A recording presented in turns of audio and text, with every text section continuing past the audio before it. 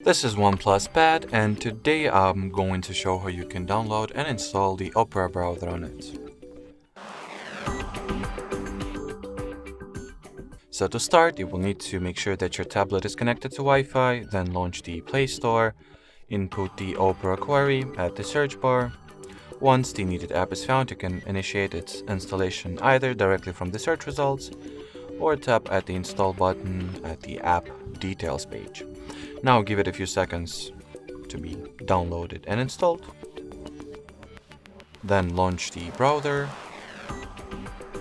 And while opening Opera or launching the Opera for the first time, it is required that you perform a very simple setup. So over here, simply either you have an option to customize the data collection preferences, or you can just allow everything that it asks for and start using the app.